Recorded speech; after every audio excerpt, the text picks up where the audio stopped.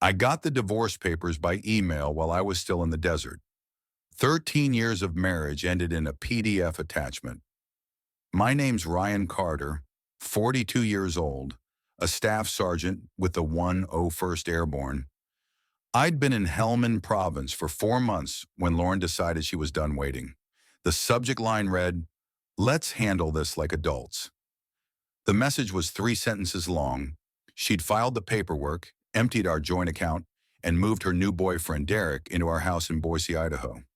I read the email twice, closed my laptop, took a shower in the communal stall, got dressed for my shift, and said nothing to anyone. That night I replied with one word: understood. No arguments, no begging, no threats. My bunkmate Harris noticed something was off. "You good, man?" he asked, not looking up from his magazine. "Yeah," I said. "Just some stuff back home." He nodded, and that was it. Military guys know when to leave things alone. Truth is, I wasn't surprised. But what Lauren didn't know was that I'd prepared for this moment. And what she didn't understand was that I never start fights, but I always finish them. Let's rewind.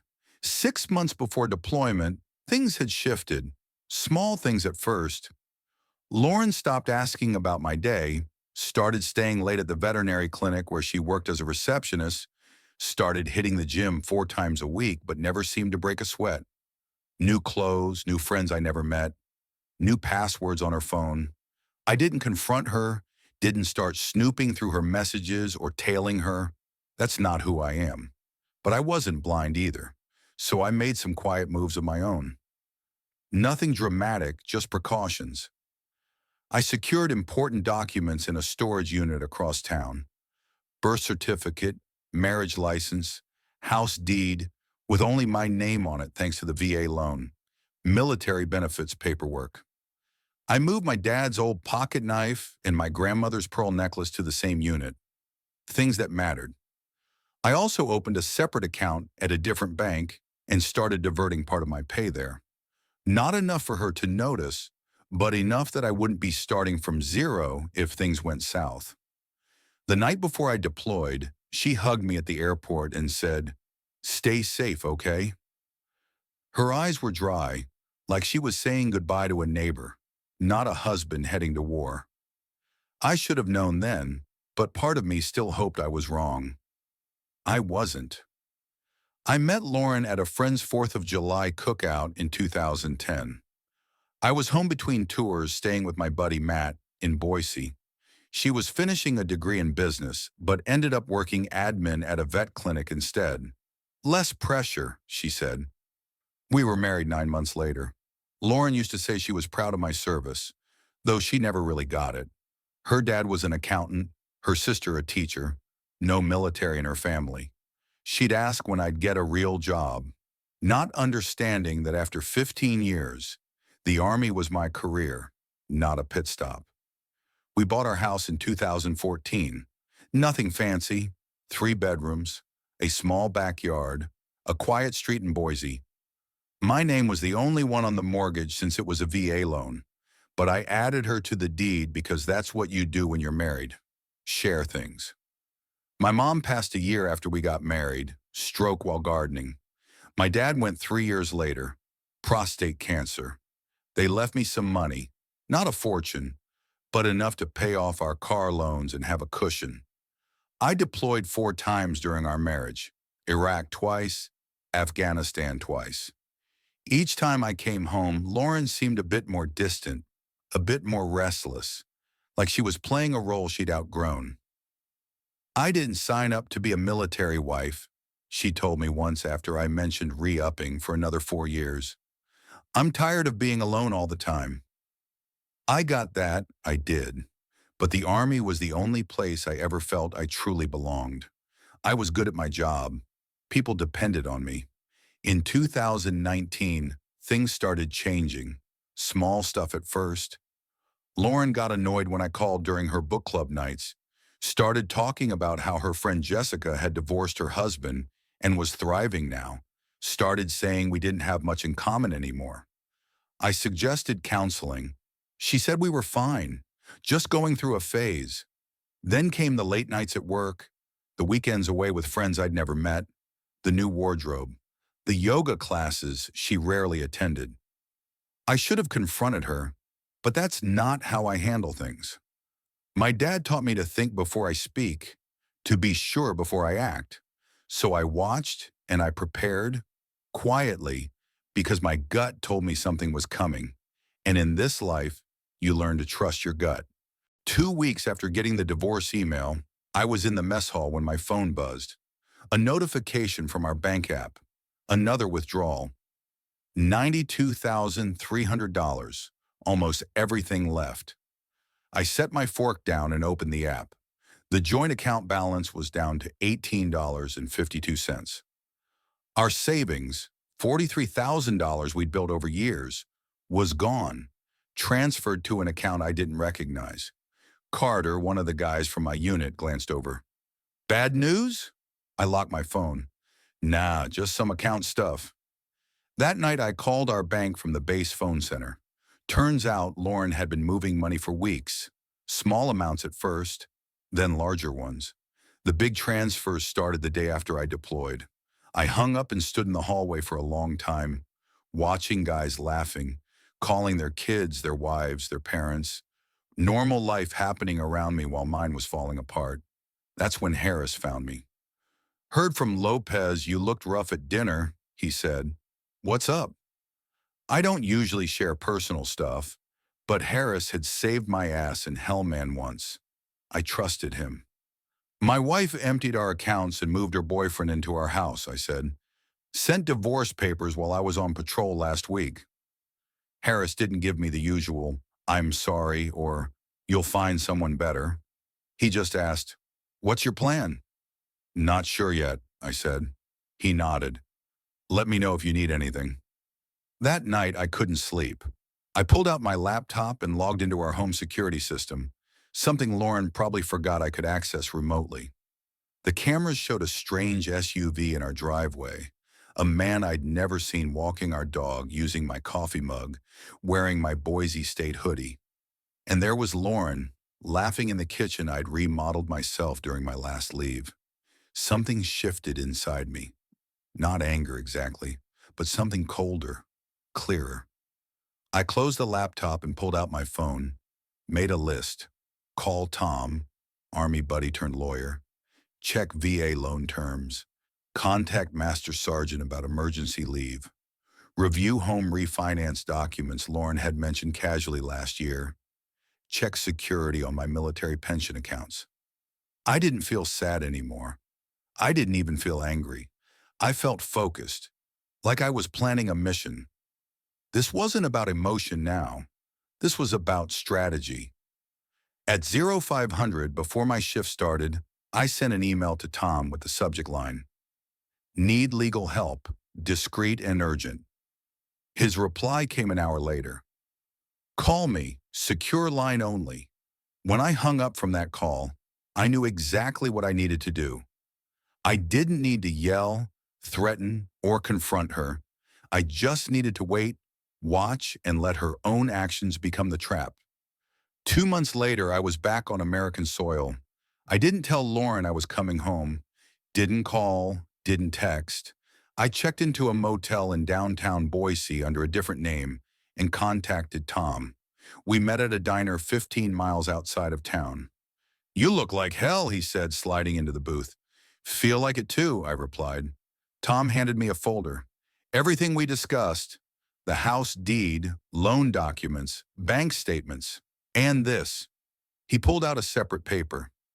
Found something interesting when I was digging into your finances. It was a refinance application with my signature on it, except it wasn't my signature. Someone had tried to copy it, but the details were off. The middle initial was wrong. The stroke pattern wasn't mine.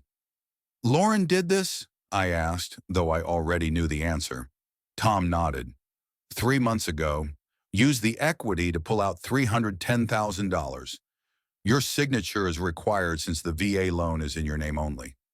Forge my signature, take out a loan against our house, clear out our accounts, and divorce me, I said. Busy woman. It gets better, Tom said. She listed her boyfriend as a co-applicant. Derek Hayes has a record, 2 DUIs and a theft charge from 2020. I took a deep breath. What are my options? Several, Tom said. But first, you need to decide what you want. I thought about it. I want what's legally mine, and I want her to understand consequences. Tom smiled. Then here's what we do. The next day I drove past our house. Derek's SUV was gone, but Lauren's car was in the driveway. I parked down the street and watched for a while, thought about knocking on the door, confronting her, but that wasn't the plan. Instead, I drove to the bank, met with the loan officer who'd processed the refinance, showed him my military ID, showed him the real signature on my driver's license, showed him the forged documents. His face went pale. I'll need to report this immediately. I understand, I said. I've already filed a police report. That night, I got a text from Lauren. Who have you been talking to at the bank? Derek said someone was asking questions. I didn't respond. The next day, I went to the county clerk's office, filed paperwork contesting the refinance due to fraud, and registered a formal notice that no changes to the property could be made without my presence. 2 days later, Lauren called. I let it go to voicemail. Ryan, we need to talk. The bank called about the house. What are you doing? If this is about the divorce, we can discuss it like adults. Like adults, the same words from her email. I still didn't respond. Tom called that afternoon. They froze the refinance money, and there's more. Your wife's boyfriend has been driving your truck, right? The one in your name? Yeah. He got pulled over this morning, driving on a suspended license from those DUIs. They impounded the vehicle. Good, or I said. He also had some interesting things in the truck. Prescription pads from the vet clinic where Lauren works. They weren't blank. I closed my eyes. She's been stealing prescription pads? Looks that way. The police are investigating. I hung up and sat on the edge of the motel bed. This was getting bigger than I'd expected. Part of me wanted to call Lauren, warn her, old habits. But then I remembered the security camera footage. My house, my dog, my life, given away like it meant nothing. No, this was the path now. I couldn't turn back, and I didn't want to. I met with the bank fraud investigator the next morning. His name was Bennett, a wiry guy with glasses and a mustard stain on his shirt. This happens more often than you'd think, he said, spreading documents across his desk. Spouse deploys, other spouse sees an opportunity. What happens now? I asked. We've frozen the funds from the fraudulent refinance, but there's a problem. Some of the money's already gone. How much? About half, $138,200. I leaned forward. Where did it go? Bennett hesitated. I'm not supposed to share that information. It's my house, my name forged, my money stolen. He nodded slowly, then turned his computer screen toward me. These are the transfers out of the refinance account. I scanned the list. Multiple transfers to someone named Michael Carter. Not Derek, someone else I'd never heard of. Who's Michael Carter? I asked. Bennett shrugged. Not my department, but you should ask your lawyer to subpoena these records. I called Tom as soon as I left the bank. Michael Carter, he repeated. Let me run a check. An hour later, he called back. Got it. Michael Carter's a real estate agent. Specializes in quick sales, cash deals. She was planning to sell our house, I said, the realization hitting me like a punch. Looks that way. The deposits were probably earnest money to get him moving on a listing. But here's where it gets interesting. Carter has done business with Derek Hayes before. They've closed 4 deals together in the past 2 years. I sat down on a park bench, trying to process this.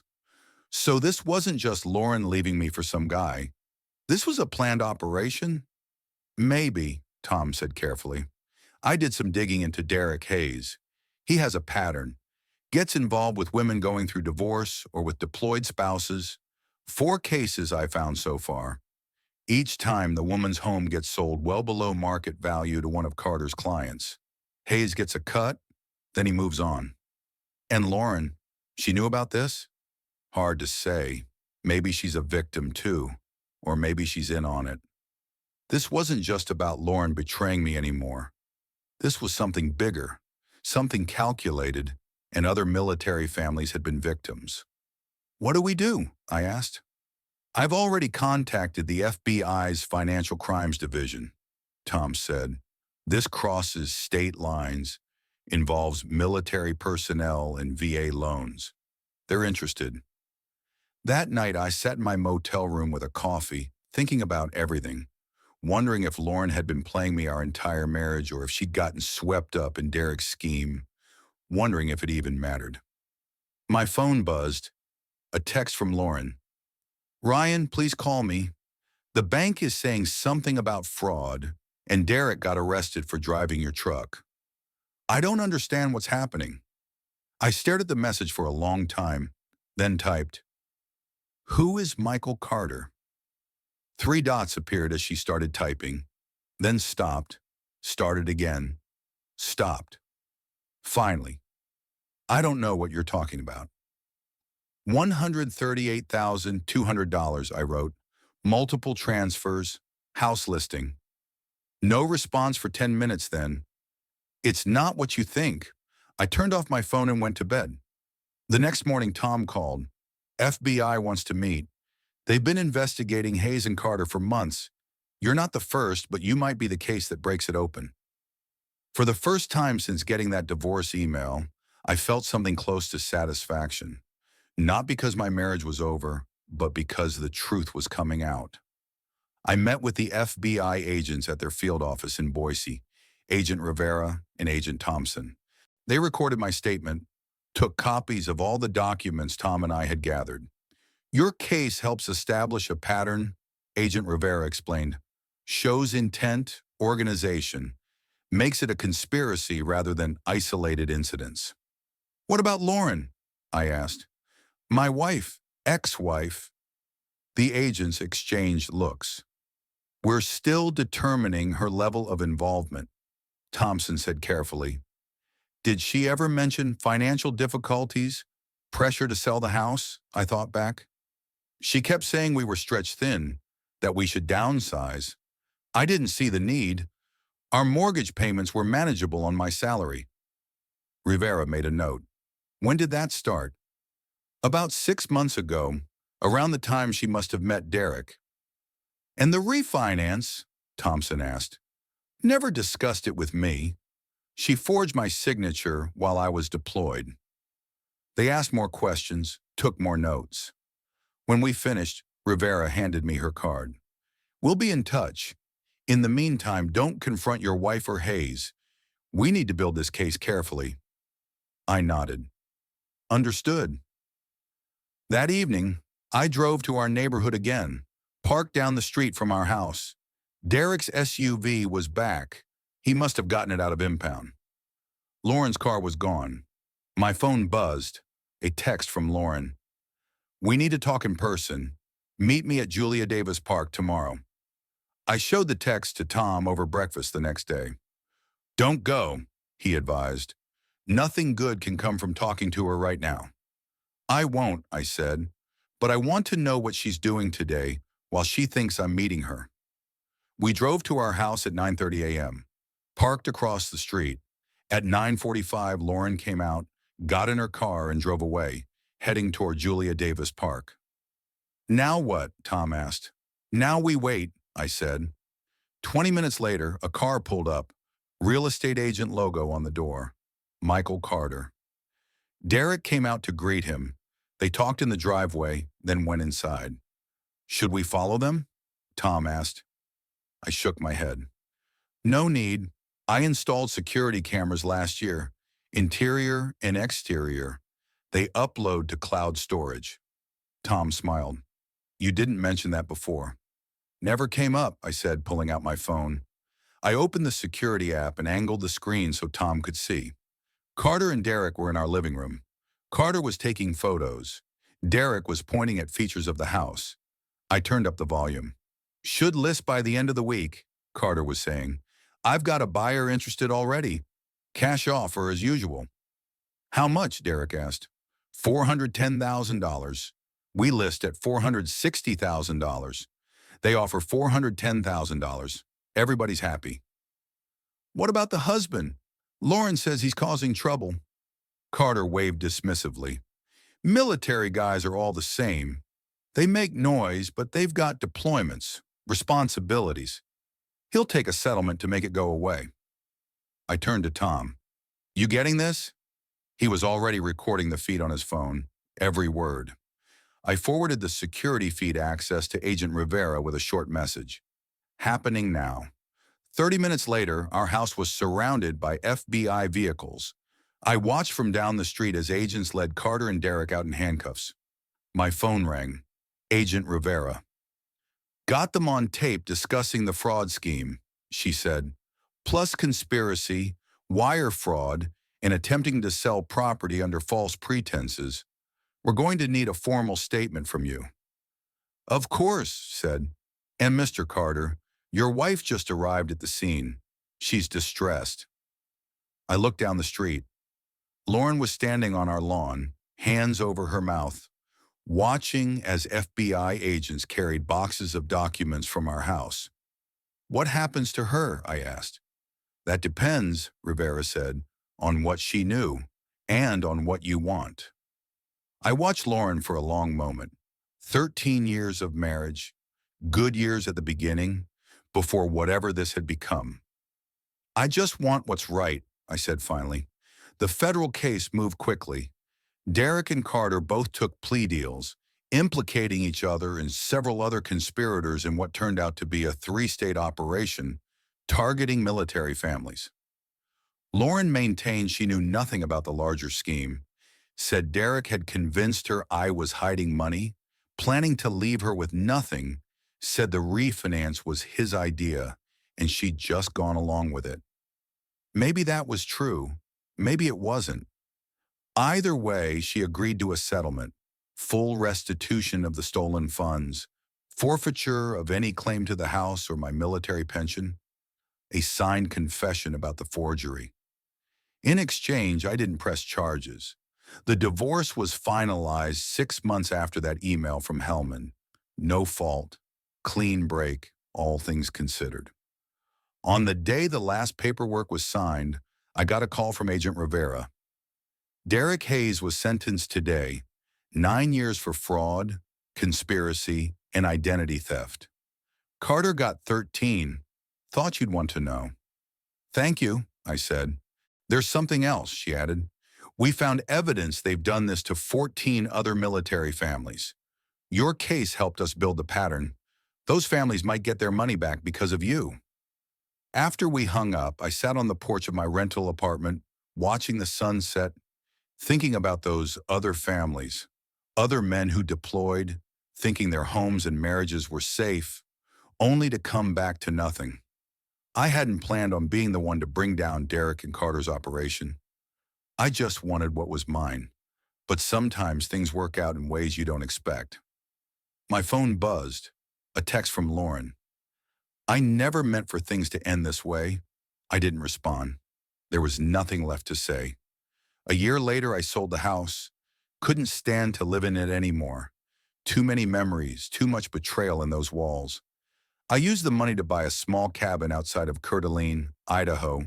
2 bedrooms, 12 acres of land, a stream running behind it, no neighbors for miles. I took early retirement from the Army. 20 years was enough. I'd given enough. I got a dog, a Belgian Malinois named Ranger, started doing woodworking for locals. Nothing fancy, but it kept my hands busy and paid the bills. My military pension covered the rest. Sometimes I thought about Lauren, wondered where she ended up. Tom heard she'd moved back to her hometown in Nevada, working at another vet clinic, starting over, I guess. I didn't hate her anymore. Didn't feel much about her at all, to be honest. She'd made her choices, and so had I. One evening, I got a letter from a woman in San Diego. Her husband was in the Marines, deployed when Derek and Carter tried to run their scheme on her. The FBI had given her my name as part of the case. "You don't know me," she wrote, "but you saved our home. Thank you for fighting back when it would have been easier to walk away."